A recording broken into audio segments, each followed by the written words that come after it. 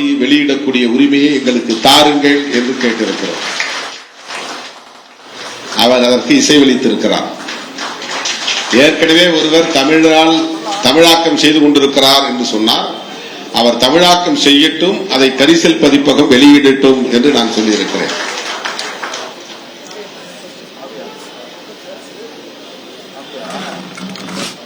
புரட்சியாளர் அம்பேத்கர் அவர்களை நம்முடைய சாதிக்காரர் என்று மட்டும் பார்க்கக்கூடாது. புரட்சியாளர் அம்பேத்கர் அவர்களை எங்களை மீட்க வந்த மீட்பர் என்று மட்டுமே ஒரு அளவுகளாக கொண்டு அணுகக்கூடாது.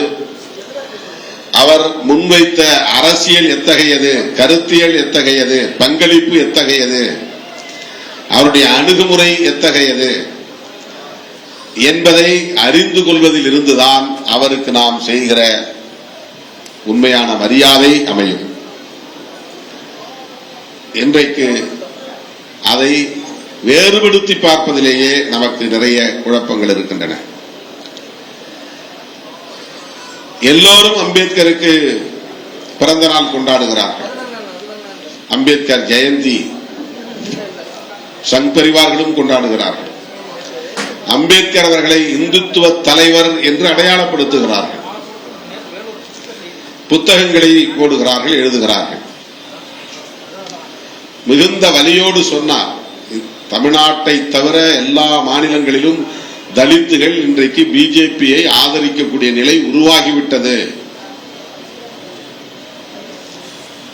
தமிழ்நாட்டில் பிஜேபி காலூன்ற விடாமல் தடுப்பதிலே விடுதலை சிறுத்தைகளின் பங்களிப்பு மகத்தானது. ஏன் என்றால் நமக்கு ஒரு கிளாரிட்டி இருக்கு. எது அம்பேத்கர் கருத்தியல் என்கிற புரிதல் நம்மிடத்திலே இருக்கிறது. அதைவிட ஒரு தற்காலிகமான வளர்ச்சிக்காக, தற்காலிகமான புகழுக்காக, தற்காலிகமான அதிகாரத்திற்காக நாம் அம்பேத்கரின் பாதையை விட்டு வழுவிவிட முடியாது, நழுவிவிட முடியாது. 4 எம்எல்ஏ போதாது, அது 10 மாறணும் அப்படின்னு சொல்றதுல என்ன பெரிய வளர்ச்சி இருக்கிறது? 4 10 விட்டால் மாற்றம் நிகழ்ந்து விடுமா? 2 எம்பிக்கள் போதாது, அது 5 எம்பிக்களாக வேண்டாமா? 2 2ஆக இருந்தாலும் அது 5ஆக மாறினாலும் ஒரே இம்பாக்ட் தான். ஒன்னும் பெருசா நீங்க சாதிச்சிட முடியாது. தனிநபர்கள் அதிகாரம் பெறுவது என்பதல்ல, பதவி பெறுவது என்பதல்ல, சமூக மாற்றத்தை ஏற்படுத்துவதற்கான தாக்கத்தை நாம் உருவாக்க வேண்டும். அதுதான் முக்கியமானது. புரட்சியாளர் அம்பேத்கருடைய கனவு அதுதான். அவர் மட்டும் கான்ஸ்டிடியூஷனை எழுதாமல் இருந்திருந்தால் இந்த மண்ணில் செக்யூலரிசம் என்பதை பற்றி பேசுவதற்கான வாய்ப்பே இல்லாமல் போயிருக்கும். எழுதுகிற போதே இந்த தேசத்திற்கான அரச மதத்தை அவர்கள் முடிவு செய்திருப்பார்கள். எழுதுகிற போதே இந்த தேசம் ஒரு மதம் சார்ந்த தேசம் என்பதை உறுதிப்படுத்தி இருப்பார்கள். காலம் தந்த கொடையாக புரட்சியாளர் அம்பேத்கர் அந்த சூழலில் பிறந்திருக்கிறார்.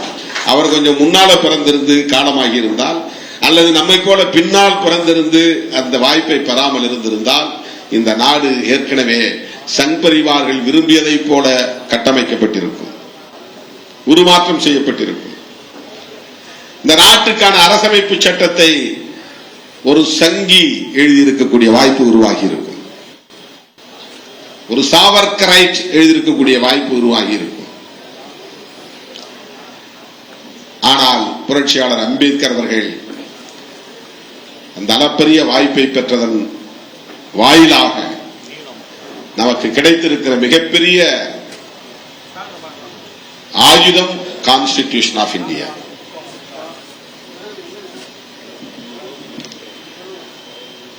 அதை நீர்த்து போக செய்கிற எல்லா முயற்சிகளையும் அவர்கள் செய்து வருகிறார்கள் என்பதை அறியாமலேயே நாம் அவர்களையும் இன்றைக்கு நம்பக்கூடிய நிலை உருவாகி இருக்கிறது. இந்தியா முழுவதும் இதுதான் நடக்கிறது. பெரியாரை நேரடியாக அவர்கள் எதிரி என்று அடையாளம் காட்ட முடிகிறது. அம்பேத்கரை எப்படி அவர்களால் அடையாளம் காட்ட முடியவில்லை, நேரடியாக எதிர்க்க முடியவில்லை.